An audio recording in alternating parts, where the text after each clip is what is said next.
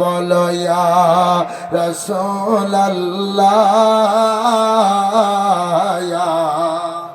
সবাই মহব্বতে বলুন আমার নবী দেখতে চায়। ইয়া রাসূলুল্লাহ, ইয়া একবারে দেখা দাও যদি ও গো কমলিওয়ালা, হায় হায় একবারে দেখা যদি ও গো কমলিওয়ালা, মুখে পরাব তোমায় হাজার ফুলের মালা। বলো ইয়া রাসূলুল্লাহ, ইয়া হাবিবাল্লাহ, মোহাব্বত ইয়া রাসূলুল্লাহ, ইয়া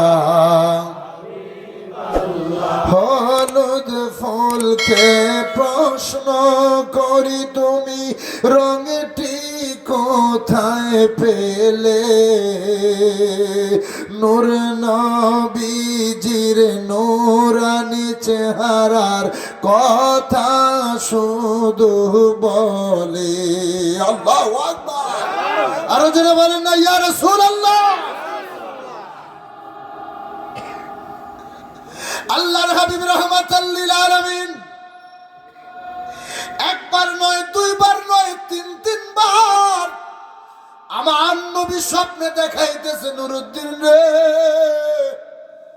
এই দুইটা গুনাহগার নাফরমান আমি নবীকে বড় জ্বালাতন করতেছে, কষ্ট দিচ্ছে, যত তাড়াতাড়ি পারো এই দুইজনের হাত থেকে আমাকে তুমি রক্ষা করো। আমার নবীজির স্বপ্নে দেখা মানে বাস্তবেই দেখা। আমার নবী কয় মান রাআনি ফিল মানামি ফা ইন্নাশ শাইতানা লা ইয়াতামাত্তাহু ফি সূরাতিহি, যেই ব্যক্তি আমার স্বপ্নে দেখলো সে যেন আমাকে বাস্তবেই দেখলো। ফা ইন্নাশ শাইতানা লা ইয়াতামাত্তাহু ফি সূরাতিহি, কেন? ইবলিস পৃথিবীর অন্যান্য মানুষের সুরত ধরতে পারে, কিন্তু আমি নবীর সুরত ইবলিস ধারণ করতে পারে না। জোরে কোন আল্লাহু আকবার। নবী বলছে ইবলিস অন্যান্য মানুষের সুরত ধরতে পারে, কিন্তু আমি নবীর সুরত পারে না। আর আজ আমাদের দেশে কিছু আলেম বাইরেছে, কথায় কথায় আমরা নবীর মতো আছে না, বুঝা গেল ইবলিসের চাইতে বড় ইবলিস দুনিয়াতে আবিষ্কার হয়েছে। কি ইবলিসের চাইতেও বড় ইবলিস পৃথিবীতে আসছে। যেখানে ইবলিস ধরতে পারলো না সেখানে আপনারা নবীর মতো হয়ে গেলেন, তাহলে আপনারা ইবলিসের চাইতেও বড় ইবলিস। সত্য না মিথ্যা? তিনি তো একজন আল্লাহর ওলি ছিলেন, ঘুম থেকে ওইটা আর ঘুমায় না। সকাল যখন হয়েছে, দরবারের যিনি যেই আল্লাহর ওলি তাকে নেতৃত্ব দিত, তিনার কাছে গেলেন। তার কাছে যায়া আমার নবীজির এই স্বপ্নের কথা বললেন।